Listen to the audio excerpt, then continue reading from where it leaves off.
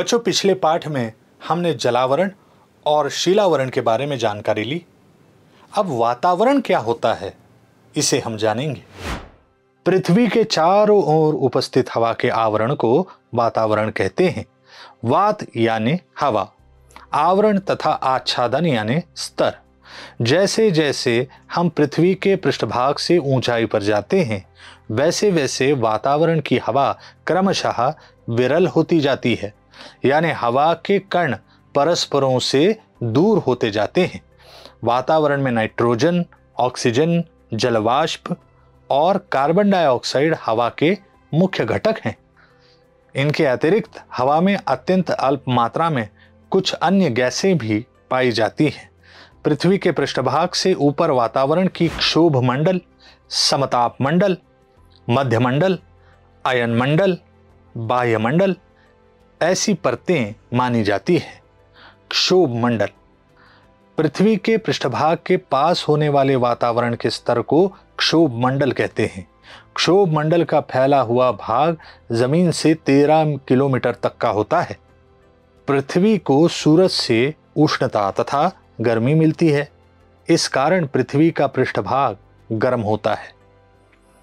इस कारण पृष्ठभाग के समीप वाली हवा ज्यादा गर्म होती जाती है। क्षोभ मंडल से क्रमशः ऊपर की ओर जाने वाली हवा ठंडी होती जाती है।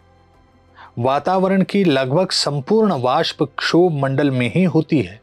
इसलिए जलवायु से संबंधित बादल, वर्षा, कोहरा, पवन यानी बहती हुई हवा तथा आंधी तूफान आदि सभी घटनाएं क्षोभ मंडल में ही होती हैं। सप्तरंगी इंद्रधनुष भी यही आवरण में निर्माण होता है। ऊंची पहाड़ी के ऊपर जाने पर वहां की चारों ओर वाली हवा पृष्ठभाग की हवा की अपेक्षा विरल होती है। यातायात के लिए उपयोग में लाए जाने वाले सभी विमान क्षोभ मंडल की ऊंचाई से अधिक ऊंचाई वाले भाग में उड़ते हैं।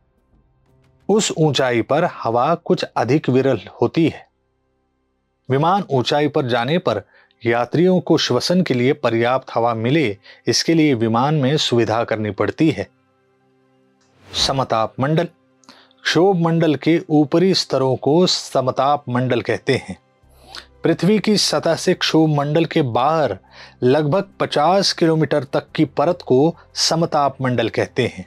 इसमें ओजोन गैस की परत पाई जाती है। सूर्य से आने वाली किरणों में उपस्थित पराबैंगनी किरणें सजीवों के लिए हानिकारक होती हैं। ओजोन गैस इन घातक किरणों को अवशोषित कर लेती हैं, जिससे पृथ्वी के सजीवों को संरक्षण मिलता है। मध्य मंडल समताप मंडल के ऊपरी स्तर को मध्य मंडल कहते हैं। इसका विस्तार 50 किलोमीटर से 80 किलोमीटर तक है। वातावरण का सबसे कम तापमान इसी स्तर में मिलता है। अयन मंडल मध्य मंडल के ऊपरी स्तर को अयन मंडल कहते हैं। अयन मंडल का विस्तार 80 किलोमीटर से 500 किलोमीटर तक का होता है। इस स्तर में रेडियो लहरियां परावर्तित होती हैं, यानी दूसरी वस्तु पर टकराकर वापस जाती हैं। इस कारण इस स्तर का संदेश वहन के लिए यानी संदेश देने लेने के लिए उपयोग होता है। उदाहरण मोबाइल फोन, अंतर्जाल इसी आवरण में तथा आच्छादन में चलते हैं। बाह्य मंडल वातावरण के सबसे ज्यादा ऊंचाई पर होने वाले स्तर को बाह्य मंडल कहते हैं। यह स्तर ऊंचाई में पृथ्वी से सबसे दूर होता है। बाह्य मंडल में तापमान ऊंचाई के साथ बढ़ता जाता है। बाह्य मंडल में हाइड्रोजन जैसे हल्के वायु मिलते हैं। शीलावरण, जलावरण तथा वातावरण में सजीवों का अस्तित्व होता है।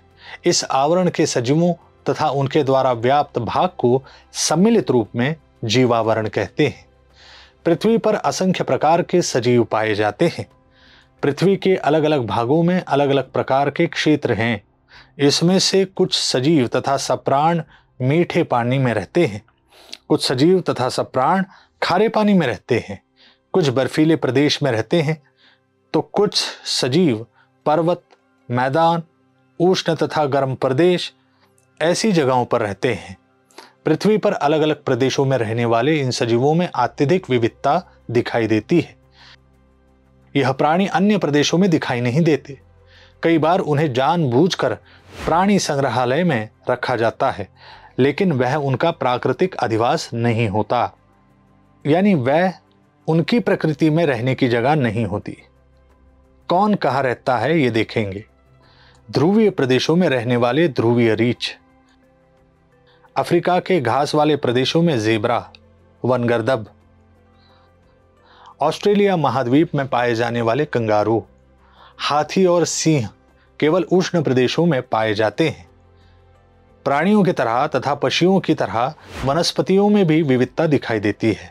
उदाहरण, सुचिरपर्णी वृक्ष बर्फीले प्रदेशों में होते हैं।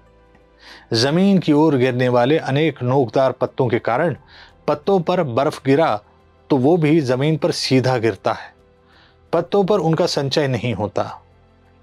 बड़ा तथा ऊंचा घास और पेड़ गर्म प्रदेशों में आते हैं। उदाहरण, कोंकण में आम के वृक्ष ज्यादातर टिके रहते हैं। बंजर भूमि पर तथा खुली जमीन पर ऊंचा घास बढ़ता रहता है। नागफनी जैसे कैंटीले पेड़ मरुस्थल में उगते हैं, वहां पानी कम होता है। इन पेड़ों में पत्तों का रूपांतर कांटों में होता है। इन पेड़ों को कम पानी लगता है। पृथ्वी पर सभी जगहों पर यानी जमीन पर, पानी में अनेक प्रकार की वनस्पतियां होती है। वैसे पशु और सूक्ष्मजीव भी होते हैं। सब सजीव तथा सब प्राण एक दूसरे पर अवलंबित होते हैं। वैसे ही वे पृथ्वी पर के आच्छादन पर भी अवलंबित होते हैं। सभी सजीव तथा सब प्राणों का जन्म और मृत्यु जीवावरण में ही होता है। शीलावरण, जलावरण और वातावरण ये पृथ्वी पर के महत्वपूर्ण स्तर हैं। हमने क्या सीखा? पृथ्वी की चारों ओर होने वाली हवा के आच्छादन को वातावरण कहते हैं। वातावरण में नत्र वायु यानी नाइट्रोजन, प्राणवायु यानी ऑक्सीजन, कर्ब वायु यानी कार्बन डाइऑक्साइड और बाष्प यानी पानी की भाप यह प्रमुख घटक होते हैं। क्षोभ मंडल, समताप मंडल, मध्य मंडल, अयन मंडल और बाह्य मंडल यह पृथ्वी के पृष्ठभाग से ऊपर तक क्रम से होने वाले वातावरण के 5 स्तर हैं। पृथ्वी के अलग अलग प्रदेशों में रहने वाले सजीवों में बहुत विविधता दिखाई देती है। ये प्राणी अन्य किसी भी प्रदेशों में दिखाई नहीं देते।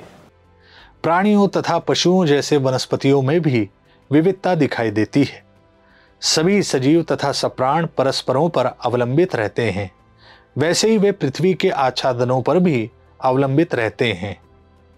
3. शीलावरण, जलावरण, वातावरण। इन तीनों आच्छादनों में सजीवों का या सप्राणों का अस्तित्व रहता है, यानी वहाँ सजीव या सप्राण रहते हैं।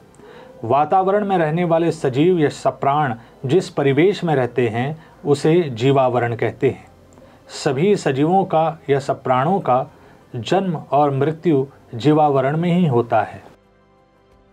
स्वाध्याय, जोड़ लगाओ। स्तर, मध्य मंडल, बाह्य मंडल, क्षोभ मंडल, समताप मंडल, अयन मंडल। अंतर 13 किलोमीटर से 50 किलोमीटर तक, 80 किलोमीटर से 500 किलोमीटर तक, 50 किलोमीटर से 13 किलोमीटर तक। पृथ्वी से सबसे दूर, जमीन से 13 किलोमीटर तक। मेरा प्राकृतिक अधिवास कौन सा है? हाथी, सफेद भालू, नागफनी, सूचिपर्णी वृक्ष।